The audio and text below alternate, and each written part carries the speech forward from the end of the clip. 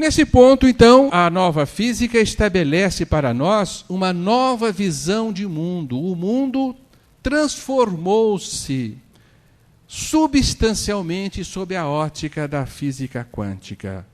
Jamais ele seria o mesmo. E vamos ressaltar para vocês vários parâmetros da física quântica que pincelaram de forma evidente a nossa realidade. Um deles era o princípio da incerteza. O nosso universo, então, se sustenta em fenômenos imprecisos nos seus alicerces microcósmicos. Era como se as partículas, de forma imprecisa, elas fossem um jogo de dados. E o universo desse nível, ele funcionasse em base a um certo acaso.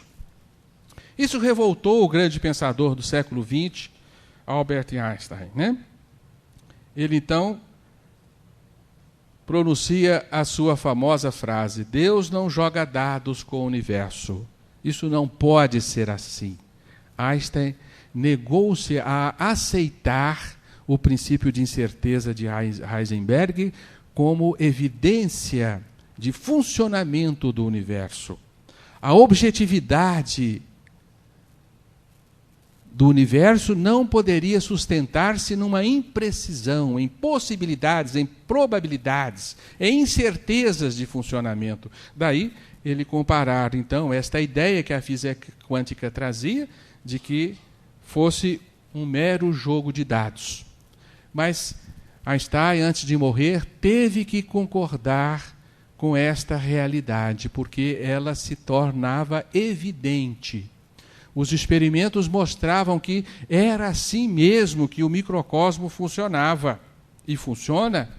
Portanto, Niels Bohr respondeu para Einstein: Einstein, para de dizer a Deus o que ele deve ou não fazer.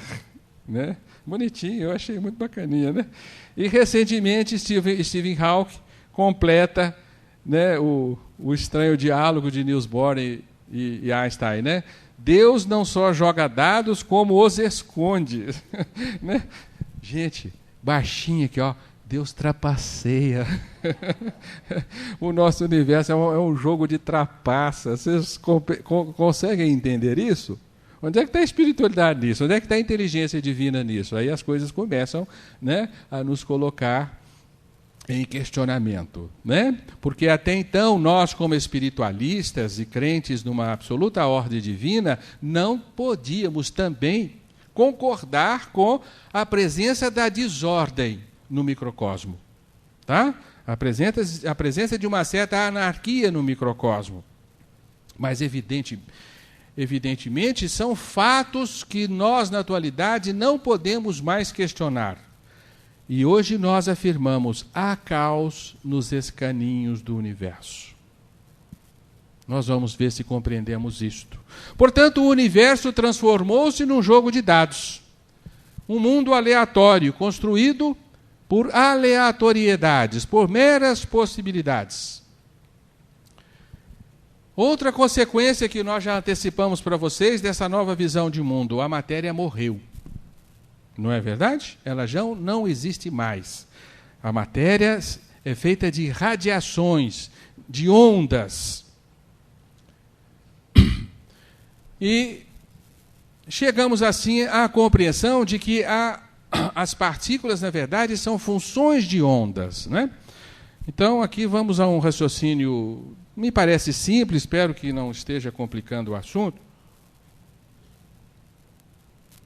mas copiando o mesmo raciocínio do professor Laércio Fonseca, eu achei muito interessante essas formulações e resolvi trazê-las para vocês. Eu acho que é importante nós termos pelo menos uma pequena aproximaçãozinha, né, dessas fórmulas matemáticas, para não ficarmos assim tão distante da ciência, né? E essas formulações foram realizadas pelo francês de Broglie. Ele chegou a conclusões muito simples, né? Einstein formulou que energia é igual massa vezes velocidade da luz ao quadrado. E as formulações da física quântica mostravam que a energia é igual a constante vezes frequência. Ou seja, a energia está diretamente relacionada à frequência. Quanto maior a frequência, maior a energia, multiplicada então por essa constância. Bem, nós então somos levados a igualar essas duas fórmulas. Matéria vezes velocidade da luz ao quadrado é igual a constante de Planck vezes frequência. Logo, a matéria é igual constante de Planck e frequência dividido pela velocidade da luz ao quadrado. Esses dois valores são fixos, são constantes, tanto a constante de Planck quanto a velocidade da luz. Portanto, esses dois valores podem ser substituídos por uma outra constante, uma terceira constante, K. Logo, massa é igual a uma constante, um determinado valor, vezes frequência. O que tem na matéria? A matéria é feita de quê, afinal? De frequência. Isso não dá um certo embodocar na cabeça da gente? Né? A matéria é feita de quê? O que tem na matéria? Nada. Frequência. Frequência de quê? De nada. Aquele primeiro físico que nós mostramos para vocês, o Feynman, ele fez essa declaração que eu achei interessantíssima, né?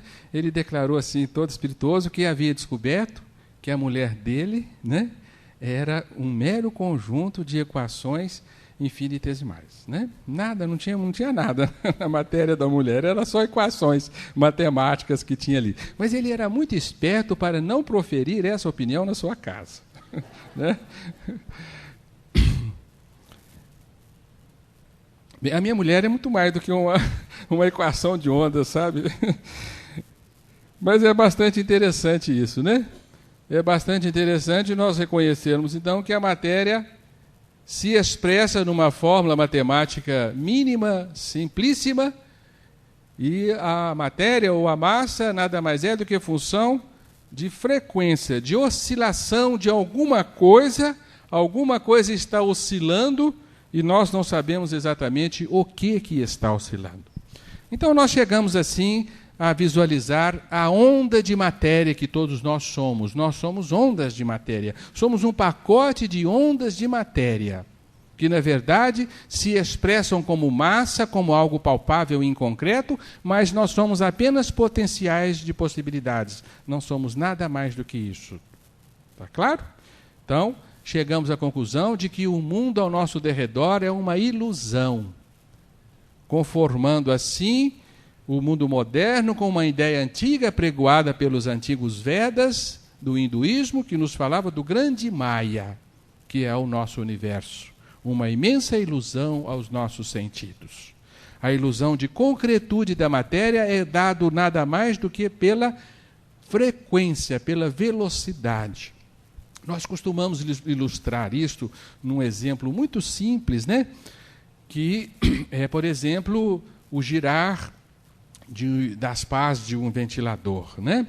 Nós o olhamos de longe e parece que estamos diante de um disco. Quando chegamos perto, vemos que não, né? Trata-se de algo descontínuo que está girando e nos dá a ilusão de concretude, né? De igual maneira, se eu pegar esse dispositivo e vibrá-lo nesse sentido com uma velocidade absolutamente grande, ele vai se transformar numa barra, não vai? E vai parecer para mim algo concreto e impenetrável, enquanto que ele é feito apenas de um objeto muito menor do que, na realidade, ele é. Tá? Portanto, matéria é feita de velocidade. Olha que coisa mais absurda que o século XX, né, na física quântica, produziu para nós. Que conceito estranho. Matéria é feita de velocidade, de movimento, de um movimento frequencial, de uma oscilação de uma frequência, de um quê que ninguém sabe o que é. Daí aquela afirmativa curiosíssima de Fritjof Capra, no livro Tal da Física, que a matéria é uma dança onde não existem os dançarinos, existe a dança. Se a dança se deter, não tem ninguém dançando. A dança existe enquanto ela se realiza, mas não há ninguém dançando. Não é uma coisa muito estranha? Aparentemente absurda, mas é assim. A realidade se faz desta maneira. Então a física está desenhando para nós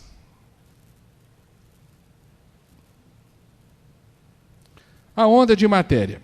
Aqui nós temos uma mera representação do que seria um elétron. O elétron extrapola os limites da sua concretude e se espraia ao derredor como uma onda de manifestações. E nós chamamos de elétron apenas uma região de maior probabilidade onde ele pode ser encontrado, que está expresso aqui nesse gráfico, né, do X e do Y, com uma vibração e uma região, a região X1, X2, onde existe uma maior probabilidade da massa do elétron ser encontrada.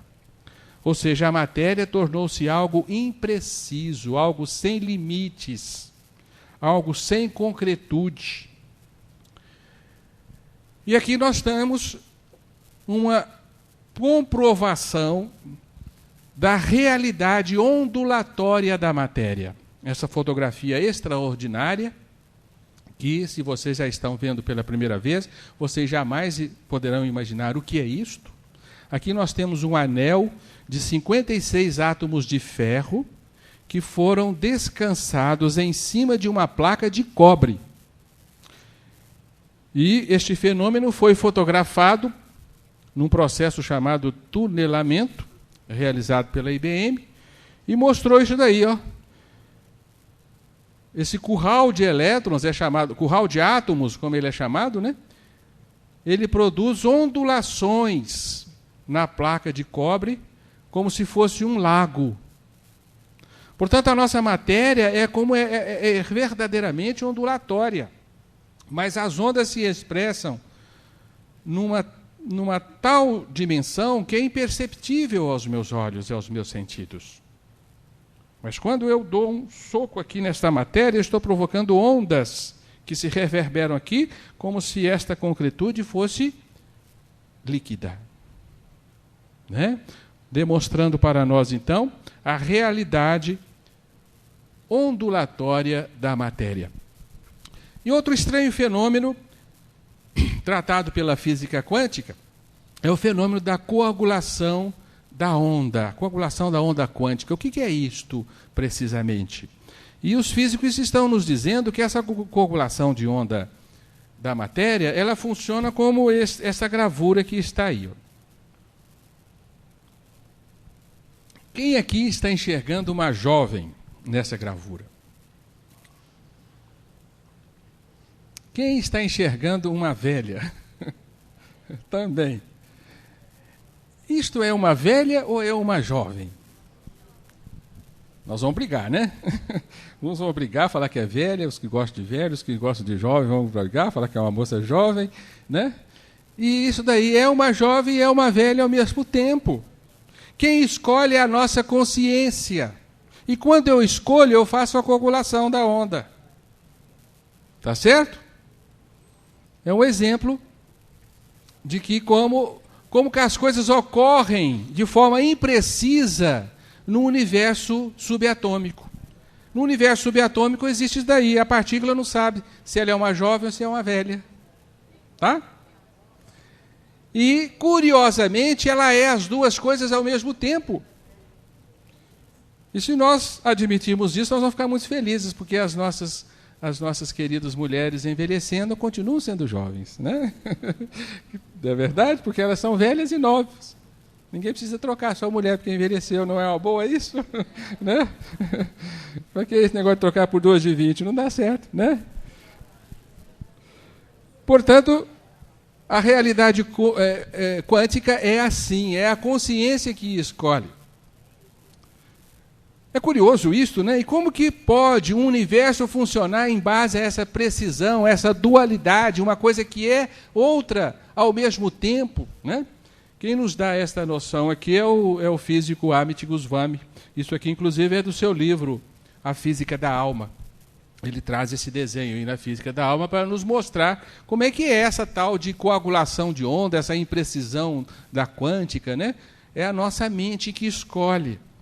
Nós temos um outro exemplo, assim, rapidinho, de como que a mente pode fazer escolhas, e às vezes as escolhas são perigosas. As escolhas trazem gravíssimas consequências. Um casal brigava de modo sério, né, e o rapaz chamou a sua companheira de vaca. Ô, sua vaca, né? E ela ficou extremamente magoada, sentida, emburrecida, enfurecida, pegou o seu carro e saiu em disparada. Na primeira curva, um transeunte gritou para ela assim: vaca, vaca! Ela ficou fula da vida, enfurecida, e acelerou mais fundo para atropelar uma vaca na próxima curva. Né? Tá? O sujeito falou para ela: olha a vaca, tem uma vaca lá na frente, mas a vaca que estava na consciência dela era outra vaca. Né? Ela fez a coagulação de uma outra vaca, não a coagulação da vaca real, tá certo? E se estrumpicou. Portanto, isso é sério, né? Tá certo? As escolhas podem determinar padrões altamente diferenciados, né? Se você escolher a velha aqui, né, você vai conviver com a velha. Se escolher a jovem, tá certo? Isso é a coagulação da onda. Agora, se você pegar duas gravuras dessas e correlacionar, a coisa fica muito interessante, sabe? Se você determina duas gravuras, determina que uma é jovem, a outra vai ter que ser velha. A física funciona dessa maneira. Se você levar aquela gravura para uma distância muito grande, ela continuará sendo velha, desde que você determine que a primeira é jovem. Agora, a segunda nunca vai saber se ela é velha se você não disse que a primeira é jovem. A coisa vai funcionar dessa maneira, né? Na correlação quântica. Um não vai saber o que é, enquanto o outro não é determinado. E eles vão funcionar nessa estranha indecisão. Não é uma coisa muito absurda? As partículas atômicas funcionam assim. Elas funcionam dentro desta imprecisão. Este é o grande absurdo da física quântica. Espero que vocês estejam compreendendo essa coisa tão esquisita, né? E essa coisa tão esquisita das partículas atômicas tem uma outra propriedade ainda estabelecida pela própria física, é que uma gera outra, a outra gera outra, a outra gera uma, provocando um ciclo em que uma depende da outra, a outra depende da outra, e a outra depende da uma, e você não sabe qual gera qual. As partículas atômicas funcionam também nesse modelo, que é o chamado bootstrap, que equivale a alguém a levantar-se pelos seus próprios pés. E esta é a realidade da matéria. As partículas atômicas são fenômenos que se erguem pelos próprios pés. Como que alguém pode erguer-se pelos próprios pés? No nosso mundo é impossível. No mundo quântico é viável. Tá? As partículas funcionam desta maneira. E assim, o físico Amit Goswami nos propõe esse desenho aqui. Uma mão desenhando a outra desenhando a um. E você não sabe quem desenha quem. Né? E esta é a realidade da física quântica também, no universo estranho das partículas. Outro fato relevante da física das partículas é a chamada interação quântica, que faz com que o universo se transforme numa teia de eventos. Todos os fenômenos estão interconectados a todos os outros. O todo, então, tornou-se uma imensa interconexão fenomênica. Tudo está conectado a tudo. As partículas atômicas estão conectadas a todas as outras partículas do universo. É uma coisa assim, meio um tanto quanto estranha aos nossos olhos, né? Por isso, a gente voltando lá à galinha quântica, existe uma única maneira de você pegar a galinha quântica para fazer a sua galinhada. Sabe qual é? É você parar todo o universo ao redor da galinha. Se você conseguir segurar todas as partículas que compõem o universo, aí você vai pegar a galinha quântica. Tá? Fiquem aí com essa dica. É fácil, né? Tem que parar o universo. O todo interconectado. E já estamos quase encerrando, tá? Um minutinho só de paciência. Sei que vocês estão cansados, mas se dispuseram a esta aventura, né? Vamos analisar com mais cuidado o que é esta tal de não localidade. A ciência descobriu, então, a ciência da quantidade mínima, descobriu que o espaço, ele não é homogêneo. O espaço ao nosso derredor, o espaço que forma o estofo do nosso universo, onde se delineiam os fenômenos da realidade onde nós existimos, esse espaço, ele não é homogêneo. Ele está feito de grânulos. Ele está granulado, ele está quantizado. Tá? Então, se nós pudéssemos aumentar esse espaço até uma escala da ordem de 10 a menos 33 centímetros, que é o chamado espaço de Planck, que é o menor espaço possível, nós veríamos o nosso espaço ao redor desta maneira aqui. Aqui ocorre a maior frequência possível da manifestação quântica, que é da ordem de 3 vezes 10 elevado a 43 Hertz. É aí que a frequência transforma-se em massa. É aí que a matéria se manifesta. Então vamos dar um zoom nesse espaço. Nós vamos ver que esse espaço está feito de grânulos e intervalos entre eles. Esses intervalos são não espaço. Nesse intervalo não tem tempo, não tem lugar. Esse intervalo é chamado não localidade. Portanto, o nosso espaço é feito de grânulos de localidade entremeados por outros grânulos de não localidade. Estão entendendo que coisa mais esquisita é essa? É uma coisa estranha. Quer dizer que nós não estamos diante de um panorama homogêneo a nosso derredor, completamente contínuo, não. O nosso espaço está todo salpicado de regiões de espaço e regiões de não espaço. Na região de espaço ocorrem os fenômenos espaciais temporais. Nós chamamos de processo espacial temporal. Alguns chamam de PET. P-E-T. Processo, espaço-tempo. E nos intervalos ocorre o processo não PET. Processo não espaço não tempo. Isso foi retirado de um livro interessante chamado Universo Elegante, né? Então nós observamos que a realidade ela está moldada entre um realismo e uma região virtual, um aparente vazio. Está claro? A ciência chama isso daqui de realidade real, né? E aqui de virtual. No avanço do nosso estudo, nós vamos entender que é o contrário. O virtual é aqui, né? O espaço-tempo é que é virtual. O real é o não espacial e não temporal. Nós vamos chegar a essa conclusão, tá? Mas, por enquanto, não, né? Portanto, nós podemos entender que nós vivemos uma ilusão de continuidade. Aqui estamos diante de uma paisagem do nosso mundo. Aqui, nós pusemos essa plantinha aqui porque ela tem um significado muito interessante para nós. Essa aqui é uma plantação de mostarda. Isso aqui é uma mostardeira, tá?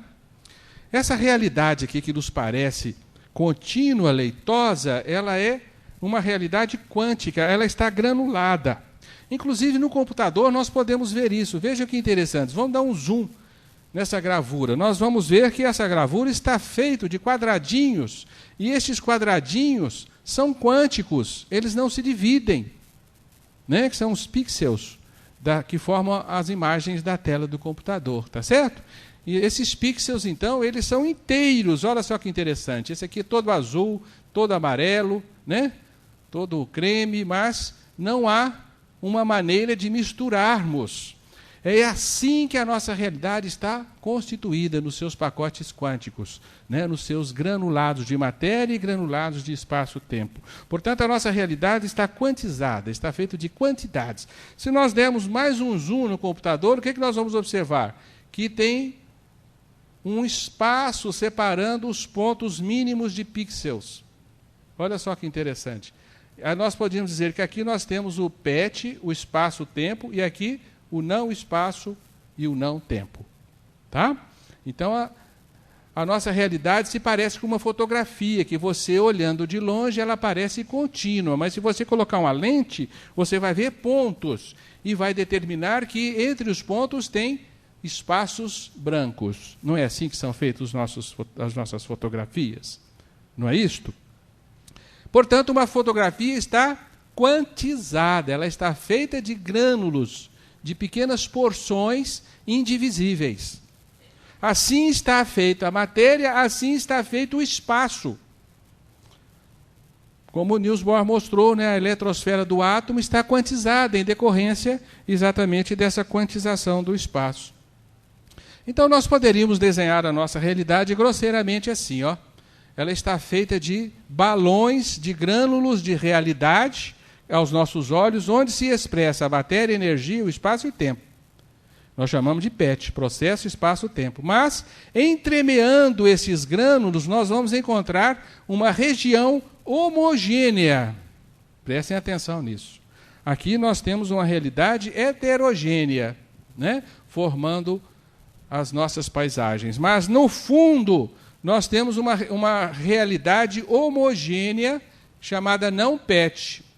Não tempo, não processo, não espaço, não tempo. Né? Não tem tempo, não tem espaço nesse outro lugar. É um não lugar. Né? Alguém consegue imaginar o que é isso? Um não lugar? Já pararam para pensar nisso? Vocês vão levar essa tarefa para casa. Né? Imaginar o que é um não lugar, onde não tem tempo, não tem lugar, não tem distância. A nossa mente embodoca quando nós tentamos visualizar isto. Tá? É uma verdadeira impossibilidade para a nossa razão acostumada na geometria euclidiana. Portanto, a nossa realidade é heterogênea. Ela mistura localidade com não localidade. Assim, o mundo coalesceu. O universo se desfez aos nossos olhos. A realidade tornou-se surrealista. Por isso nós convocamos Salvador Dalí para ser o representante, né, da visão de universo do novo mundo, da nova física, porque ele faz esses desenhos para nós, né, essas coisas esquisitas, lânguidas, né, torcidas e coalescentes, e assim se transformou a realidade. Portanto, Deus não é mais um pintor preciso como os pintores renascentistas, como Miguel Ângelo, que pintava com precisão milimétrica, com detalhes, né, de exatidão nos seus desenhos. Não, Deus é espirituoso com seus pincéis. Ele pincela a realidade assim como quem, né, não está nem aí, de olho fechado, e fica aquela coisa assim meio esquisita, meio lambenta, mas quando você olha de longe, parece que está tudo certinho. Tá? Mas lá na intimidade não está. Tá certo? Esse é o Deus que o Einstein negou, né? Que joga dados, que esconde, né? Que ludibria, que brinca com a realidade. Tá certo? Então Deus agora é um espirituoso com seus bigodes em fiapos, né? Como o Dalí, né? Tá certo? Não ficou divertido isso, gente? Não é engraçado? Não sei se vocês estão achando, mas eu acho muito divertida essa coisa, né? O que existe, afinal? O que vibra, o que oscila para formar a matéria, ou mesmo para irradiar-se como ondas? Qual é a base, enfim, da nossa realidade? Qual que é o substrato que forma tanto a energia quanto a matéria, desde que energia e matéria são uma coisa só? O que é que dá sentido? Porque existem as coisas ao nosso derredor. Essas coisas são palpáveis. Como é que pode? O que forma isso, afinal? Se a base íntima da matéria não é a própria matéria. Estão compreendendo esse questionamento? É lógico que a ciência faz esse questionamento até hoje. O que vibra? A ciência ainda não pôde responder o que vibra. Nós ainda não entendemos a natureza desse íntimo substrato do universo, esse estofo do universo. Mas nós vamos nos aproximar de compreender o que é isto, né? Na nossa segunda etapa, tá? Einstein, pensando nisso, diz assim: podemos então considerar a matéria como sendo constituída por regiões do espaço nas quais o campo é extremamente intenso. Não há lugar nesse tipo de física para campo e matéria, pois o campo é a única realidade. Então, a partir desse instante e desse insight de Einstein, existe alguma coisa no universo que se chama campo, cuja natureza não se conhece, mas não é algo físico propriamente dito. Este campo será a manifestação de tudo que se conhece, de tal forma que ele vibra, ele oscila e gera energia. Ele se concentra mais ainda num ponto e forma matéria. Matéria é concentração de campo, energia é irradiação de campo. Tá? Embora a gente não possa definir o que é de fato este campo. E outro físico nos informa: a física moderna colocou o nosso pensamento acerca da essência da matéria num contexto diferente. Ela desviou o nosso olhar do que é visível, as partículas, para a entidade subjacente, o campo. A presença da matéria é simplesmente uma perturbação do estado perfeito do campo neste lugar. Algo acidental. Poder-se-ia quase dizer um mero defeito. Assim, não existem leis simples que descrevam as forças entre as partículas elementares. A ordem e a simetria devem ser buscadas no campo subjacente. Portanto, existe um campo no universo. Essas informações são muito interessantes. Nós vamos voltar a estes conceitos. Existe no universo um estofo, uma base, um alicerce onde se estrutura a realidade. Tá? Nessa base, nesse campo, que nós chamamos de não localidade, não há tempo, não há espaço.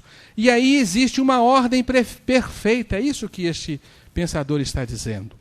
Aí existe uma simetria entre suas forças fundamentais. Aí há um silêncio fenomenológico, porque este campo existe em perfeito equilíbrio, em perfeito silêncio.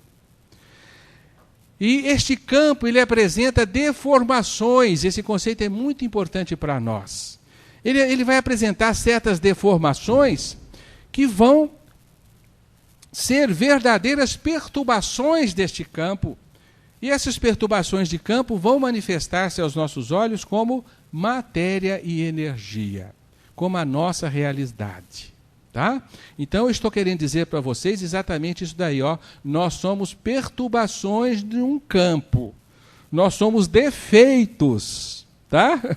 Eu quero ressaltar isso, eu sei que vocês não gostam, né? Nós somos algo acidental nessa manifestação estrutural do universo. Tá? Somos algo temporário e ocasional. Vocês estão entendendo para onde nós estamos querendo chegar, não estão? Né? Vocês são perspicazes e já estão entendendo, né? Qual que vai ser o resultado dessas conjecturas, não vai? Né? A gente começa a se perguntar, mas então o que eu estou fazendo aqui? Né? Por que eu estou me expressando assim? Nessa onda de possibilidades defeituosas, né? Tá certo? Isso é interessante, é uma nova visão do homem, não é? Mas a física quântica deu um outro grande passo. O homem é compreendido como uma mera secreção cerebral. Um produto casual de impulsos neuronais. O pensamento é visto como nada mais do que uma troca de correntes eletrônicas através dos detritos neurônicos. Então, essa ciência tornou-se acanhada diante da enorme extensão do que é o homem nos seus fundamentos reais. E não é que quem menos esperávamos, a física, predisposta a estudar a realidade objetiva e concreta ao nosso derredor, eis que a física se depara com um novo domínio. E é esta nova física que se prepara para a maior descoberta de todos os tempos. Sim, neste nosso século, o século que nós vivemos, será marcado na história do pensamento humano como o século em que o homem descobriu o Espírito. Uma ironia para nós que estamos aqui e que já estamos cientes desta realidade. Ninguém aqui duvida que todos nós somos entidades espirituais, completamente abstratas. Mas a ciência precisa objetivar esta descoberta. A ciência necessita fazer esse anunciado com pompas de cientificismo, para que, enfim, a razão humana se convença da sua imponderabilidade. E daí para a imortalidade será, evidentemente, um passo automático. Mas eis que esta nova física nos surpreende ao anunciar a existência de um novo domínio, até então ignorado pelas ciências objetivas da física clássica. A ciência se depara com um fenômeno extraordinário que se denomina consciência. E a encara como um novo substrato da realidade, um novo domínio, como uma projeção de um campo substancial a dominar a existência do homem. Olha que coisa maravilhosa! Nós nos emocionamos quando vemos isso estampado nos livros de física quântica. O homem descobre o homem. O homem agora realiza a mais importante das suas jornadas, a jornada rumo ao seu próprio interior, onde ele irá descobrir, enfim, a sua alma, mas terminará com maior descoberta ainda, que é a descoberta de que a sua alma jaz repousada num leito divino. Então, vocês já perceberam o caminho que a física quântica está seguindo na atualidade. Ela vem dizer-nos que há um outro domínio que interfere com a realidade objetiva, interfere nas manifestações da física elementar. Sim, a ciência fez a extraordinária descoberta que a consciência humana, a consciência do observador, interage com o fenômeno observado. A consciência é capaz de efetuar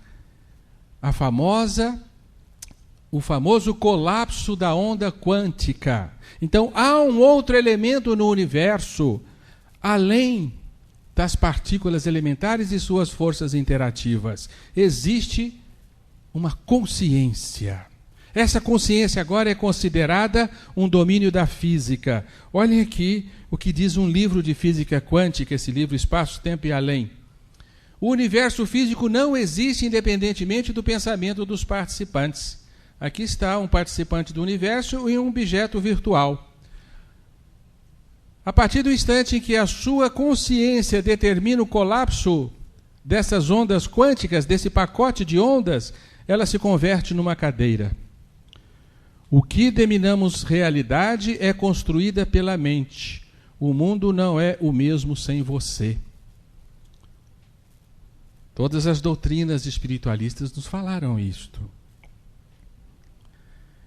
Sabemos apenas que existe algo que não é espaço-tempo, mas não sabemos o que é. Porque, além do espaço-tempo fechado, empacotado, não é físico. Não é físico, não é mensurável. Parece que aqui está errado. Não é mensurável. Na singularidade, que é o nome dessa outra realidade, todas as leis da física entram em colapso.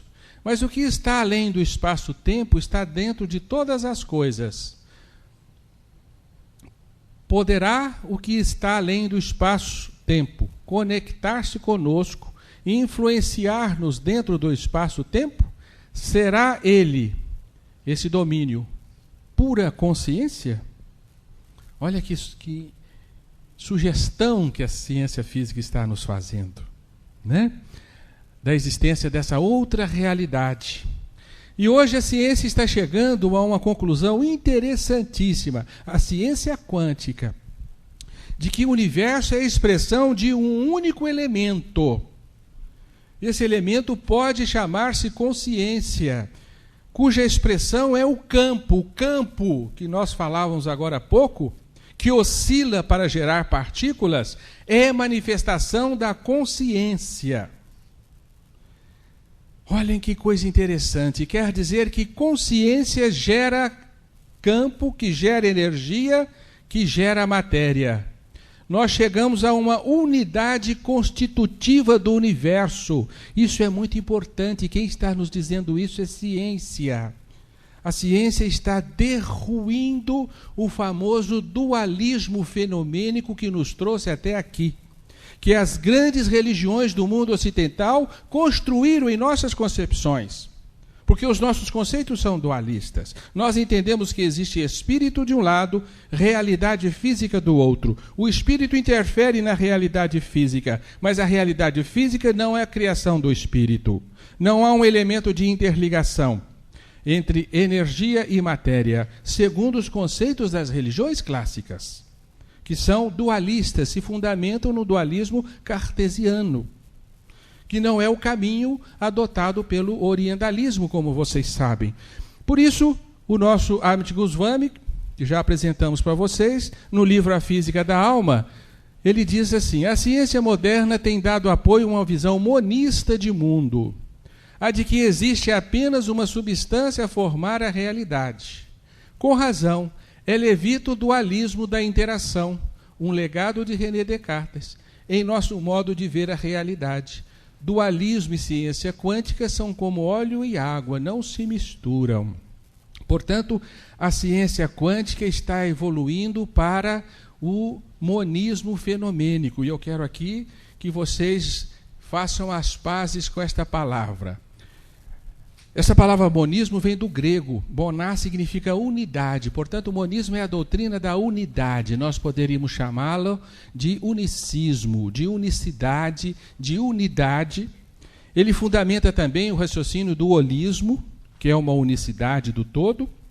E é uma visão, então, que dá uma coerência à criação. Ela dá uma outra visão do universo. Uma visão de íntima correlação entre espírito, energia e matéria e Deus. É para onde o monismo está nos levando, né? Então, esse monismo conceptual, que nós estamos chamando de monismo quântico, ele é o novo retrato da realidade. Portanto, o pluralismo fenomênico, o dualismo fenomênico, que são concepções filosóficas importantes nas quais nós ainda nos estacionamos. O pluralismo fenomênico é aquela concepção de que o universo é multifacetado em manifestações fenomênicas, que separa todos os fenômenos como criações próprias e independentes. Está claro? O dualismo acredita na existência de duas realidades: o universo energético material e o universo espiritual, como entidades independentes, onde o espírito se serve da matéria, mas ele não é a matéria. Essa é uma visão dualista. Vejam bem que a ciência quântica está nos levando a uma outra interpretação.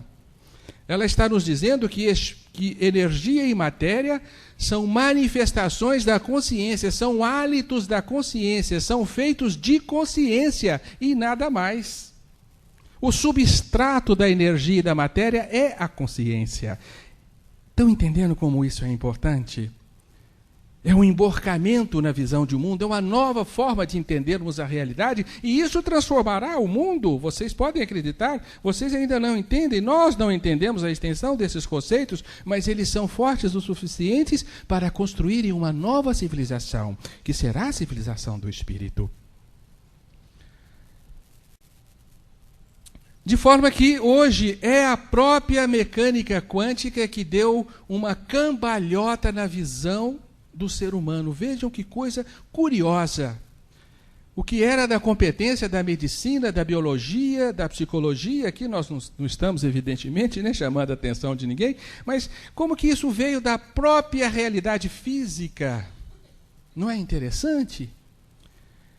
Ou seja, o mundo tinha uma chamada ordem causal, uma causalidade fenomênica. Alguns chamam de causação, que eu acho uma palavra mais feia, mas é viável também, segundo os nossos dicionários.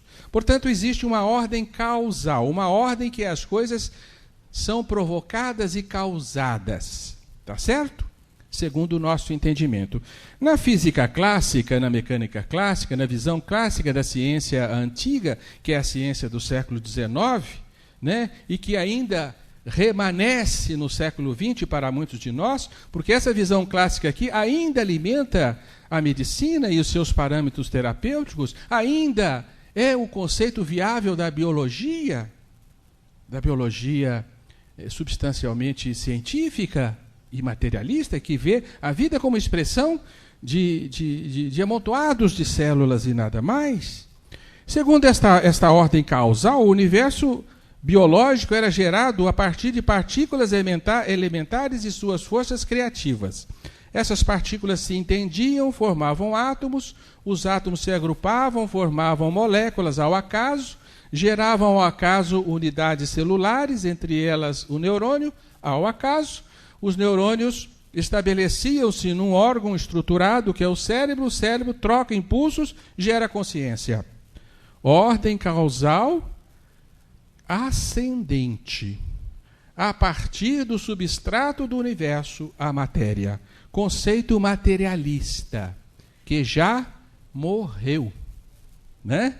Não é mais um substrato da realidade, mas a biologia teima em considerar que a fenomenologia da vida segue esta ordem causal.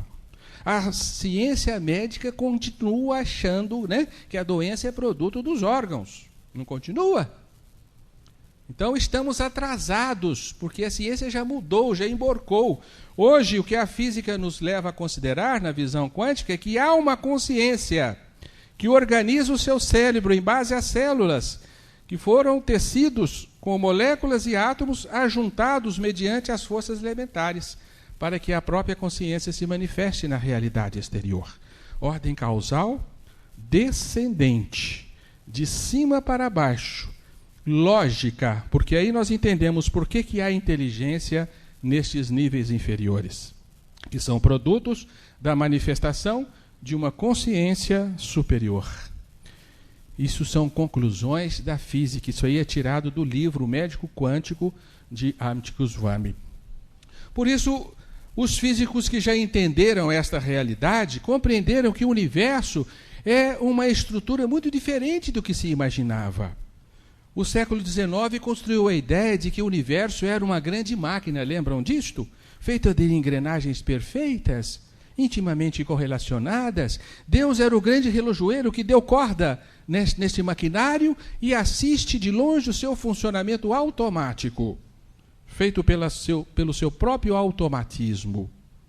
Essa era a visão chamada mecanicista de universo. O universo como uma máquina criada por Deus e que funciona sob o seu automatismo. Essa é a visão do século XIX, porque o século XX agora já não vê mais o universo como uma máquina, mas sim como um grande pensamento, cujo substrato é consciência.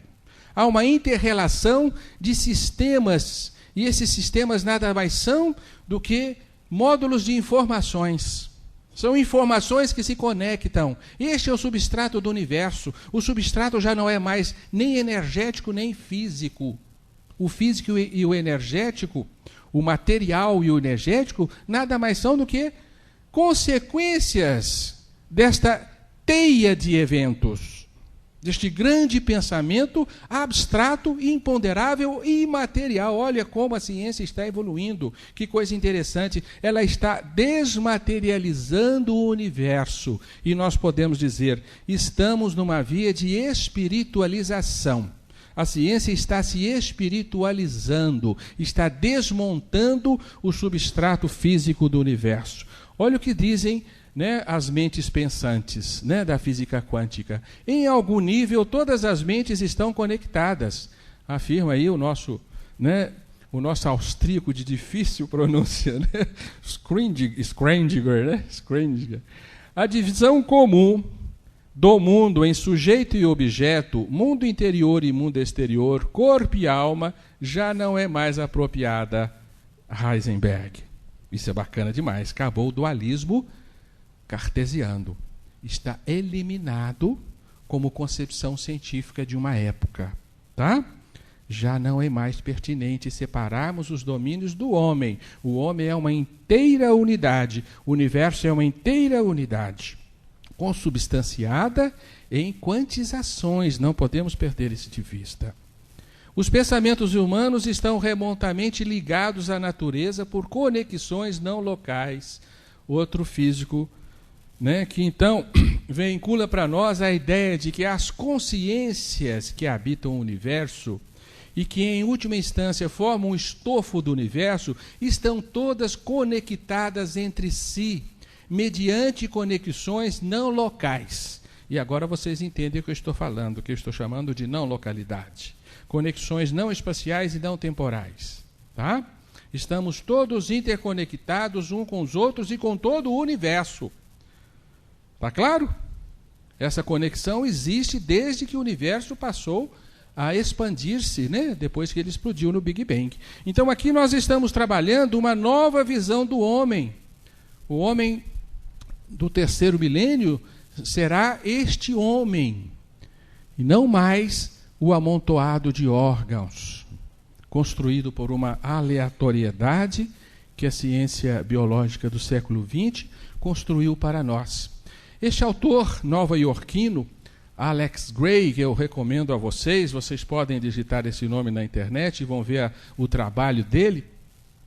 Atualmente ele está com 55 anos, e ele expressou, assim como Salvador Dalí pintou o mundo quântico nas suas telas, ele expressou a nova visão de homem, o homem espiritual, o homem que irradia de si um campo, e é a manifestação de um campo organizado em órgãos. Né? E aqui está uma visão deste novo homem, esse homem espiritual que renasce com a física quântica. Este homem que é pura consciência, que é um substrato não físico. Este homem só pode ser o homem temporal que todas as religiões nos apregoaram no nosso passado. Aí nós temos outras visões estampadas do homem quântico, o novo homem, que esse novo homem ele se estende além de si, ele é uma onda quântica, ele está conectado com o universo, ele não tem limites precisos. Este é o homem espiritual que a nova física, então, está trazendo para nós. E aí nós podemos fazer alusões perfeitas entre os postulados de Niels Bohr aplicado ao átomo de hidrogênio, considerando-se a sua eletrosfera quantizada, conforme nós já explicamos para vocês, não é verdade? Ou seja, há uma região em torno do núcleo atômico que se escalona em níveis quânticos, lembram disso? E os elétrons só podem se expressar nesses exatos níveis quânticos. Pois bem, olha só a figura que nós herdamos do orientalismo, do espiritualismo, que todos vocês conhecem. O homem que irradia de si como que uma eletrosfera, né? Que nós chamamos de psicosfera, não é assim? Este homem se estende muito além de si, né? E é verdade que nós podemos identificar esses mesmos níveis quânticos na sua psicosfera, desde o seu nível físico, que é o nível quântico 1, até o nível quântico 7, né? Segundo as proposições esotéricas, de que nós teríamos expressões de 7 níveis, que são os mesmos 7 planos quânticos identificados por Niels Bohr na eletrosfera atômica. Não é interessante nós passarmos assim? Então nós podemos aplicar mecânica quântica ao fenômeno humano. E o fenômeno humano faz também um reduto quântico, né? A nova visão da realidade, então, ela derruba completamente a visão tradicional de mundo. E aqui vamos passar os olhos rapidamente, porque o tempo não nos permite. Na visão clássica, partícula e onda eram coisas independentes, agora são uma perfeita unidade. O universo era feito de uma base material, agora não. É um evento quântico imaterial, sem peso, sem medidas, sem limites. Admitia-se a existência do vazio puro. O vazio puro já não existe mais. O vazio está pleno de potencialidades criativas. Hoje, considera-se que partículas virtuais são criadas no espaço mais vazio que se imaginava para surgirem na nossa realidade, para desaparecerem da nossa realidade e mergulharem de novo neste espaço virtual. Portanto, o espaço hoje é um espaço pleno. E nós vamos aqui trazer uma palavrinha para vocês muito antiga da filosofia grega, que é o plenum, com um M no final, plenum. Então nós vamos chamar esta outra realidade de plenum, a realidade da plenitude, que Heisenberg chamou de potentia ou potência, né? Então nesse plenum existe uma plenitude desconhecida por nós. Nós nos lembramos aqui, né, por gracejo também, da Alice no País das Maravilhas, né? E a vida da Alice nos Países da Maravilha, todo o relato daquela fábula é uma verdadeira imagem da física quântica, né? Aquele gato que vocês se recordam da Alice é um gato quântico, né? Inclusive existe um famoso gato quântico, o gato de Schrödinger, né? Para quem estuda física quântica já deve ter se deparado com ele, é o próprio gato da Alice, né? E certa passagem da Alice no País das Maravilhas, a Alice quer explorar um determinado lugar e um dos personagens, não me recordo se era o coelho, diz para ela assim: menina, cuidado, não vá por aí está vazio. Mas, então eu posso ir, está vazio. Não, criança, você não sabe como é perigoso o vazio. O vazio está cheio de coisas inimagináveis, né? E hoje nós admitimos isso, né? Ele estava antecipando uma verdade da física quântica, né? Cuidado, criança, com o vazio. É assim nós podemos dizer para o cientista da atualidade, né? Antes acreditava-se no determinismo absoluto das leis. Hoje não, as leis funcionam sustentada por um indeterminismo. Lembram-se da galinha de Heisenberg, da galinha quântica? Ela é indeterminista, né? Nós não podemos localizá-la, nem saber onde ela está, nem pesá-la, nem medi-la, muito menos comê-la. Não era assim que nós havíamos, né, identificado? A objetividade construía a realidade, a objetividade científica. Hoje a ciência está caminhando para a subjetividade. A separatividade construía esta visão, hoje uma interconexão. Aqui só existia localidade, hoje existe a não localidade, o domínio do abstrato, que a ciência orgulhosa do século XIX, começo do século XX, havia determinado a sua inexistência, porque os seus aparelhos não podiam aferi-la. Então essa ciência derruiu tudo que era espírito, tudo que era imponderável, tudo que era sutil, não é assim? E hoje a própria ciência está apagando o mico, né? Ela está trazendo de volta a mesma imponderabilidade que foi rejeitada. Ela está resgatando, né? Não se pode ver, não se pode medir, não se pode precisar, mas ela existe. E não se pode questionar mais a sua existência, porque agora ela é científica.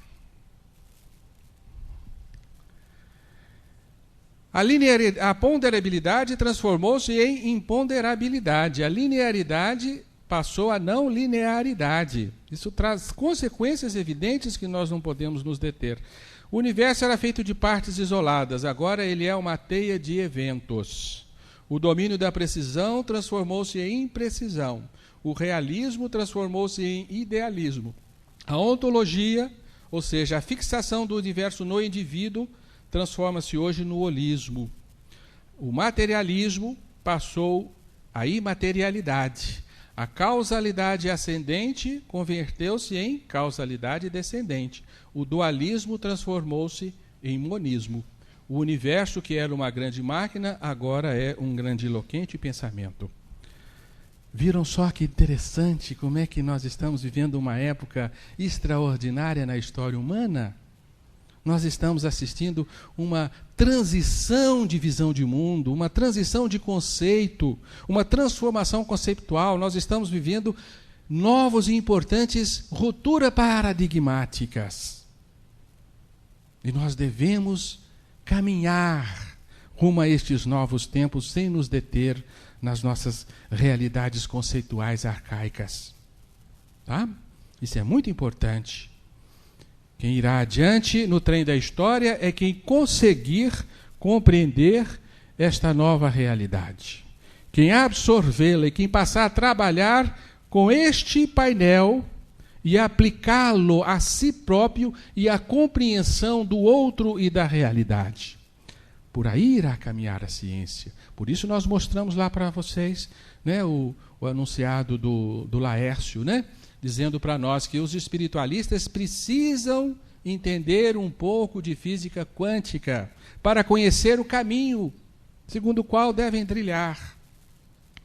Mas nós vamos adiante agora, vamos penetrar numa visão monista e idealista da física quântica, que é o que para muitos de vocês poderá ser uma novidade. Nós queremos juntar o monismo que nos trouxe este homem com o monismo que está nascendo da física quântica. Para quem não conhece, nós temos aqui o que consideramos o maior filósofo do século XX, ignorado por todos, né, como filósofo, o maior espiritualista do século XX, também ignorado por muitos como um espiritualista. Estamos vendo aqui Pietro Baldi. E vamos rabiscar um pouquinho do seu pensamento. Vamos dar uma espiadelazinha no que ele nos traz em 1931, quando ele escreve para nós a sua obra fundamental, A Grande Síntese. Segundo ele, inspirado por uma voz que ele chamou Sua Voz. E nesta obra fundamental, ele delineia para nós o que é chamado grande equação da substância. E quero mostrar para vocês, ainda que em linhas gerais e bastante rápido, que a grande equação da substância, ela traz para nós a solução aplicada à nossa compreensão atual para os paradoxos da física quântica, para os paradoxos da visão dualista e ainda para os paradoxos da visão monista. Ela traz para nós uma solução importante para a nossa compreensão, que é exatamente a constatação da física praticamente 70 anos depois. Quando a física, então, se depara com o fenômeno da interação, o fenômeno da interação do observador e do objeto. Quando o homem se depara com uma outra realidade além da matéria, que é a consciência, e Einstein começa a expressar a existência de um único elemento no universo, que é o campo. Do campo é gerado energia e matéria, e logo os físicos vão deduzir que também a consciência. Mas essa dedução já havia sido antecipada por Ubaldi. Ubaldi relata na sua história que caminhava pela praia de Falconara, no norte da Itália, quando o céu se abriu aos seus olhos e ele viu, com os olhos do espírito, esta realidade fenomênica, a grande equação da substância. Então diz Ubaldi assim, que existe algo no universo que ele chama de substância, que é a única realidade da existência, é tudo que existe. Essa substância não é física, ela não tem peso, ela não tem medidas. Essa substância é incompreensível pela nossa razão. É o substrato da realidade e de tudo que se forma. Este sim é o verdadeiro austro divino. É algo que flui da divindade, essa substância. Essa substância é o elemento constitutivo do espírito. É a essência da consciência, é o tecido que forma a consciência, que nós não sabemos o que é. Mas entendemos que a consciência é uma manifestação inteligente, é uma manifestação de uma vontade. É algo que se expressa em nós e nos dá a sensação de sermos e de existirmos. Portanto, essa substância é alguma coisa.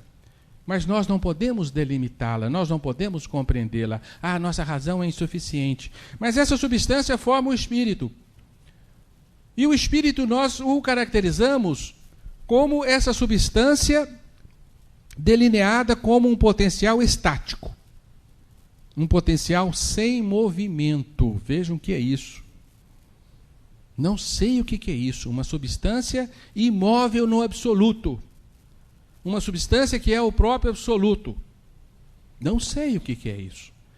Essa substância, ela nasce embalada por um potencial de realização, uma força que se transforma em movimento.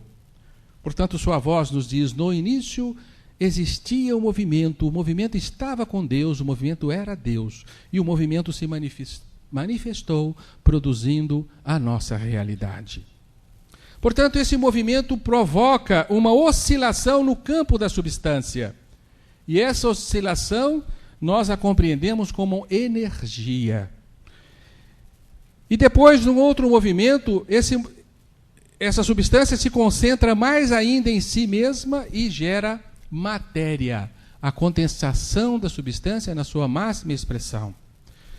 Então, identificamos um movimento de condensação da substância, onde a substância sai de um plano ideal de realização, um plano estático de manifestação, e vai manifestar-se na nossa realidade objetiva, no universo exterior, o universo feito de energia e de matéria. Mas ela carrega consigo o seu substrato fundamental, que é o espírito, que é a consciência. Portanto, a consciência oscila na energia e a consciência volita nos espaços diminutos do cerne atômico. Está claro isto? Aqui nós estamos vendo o anjo fazer-se átomo, a unidade divina inserir-se na matéria e realizar-se como substrato concreto do nosso universo. Portanto, a substância ou o espírito, ele faz um caminho de descenso, um caminho de condensação, onde o plano do espírito puro realiza uma expiração, ele expira rumo à realidade exterior. Mas depois ele faz um movimento inverso, um movimento de inspiração, de retorno da substância ao plano original, onde a matéria irradia-se como energia, a energia devolve a consciência ao seu estado puro. Completa-se assim as duas fases do ciclo da substância, que é o ciclo do universo, que é o respiro da substância, que é o respiro de Deus, onde Deus expira e Deus inspira, onde o ser se vai e o ser retorna.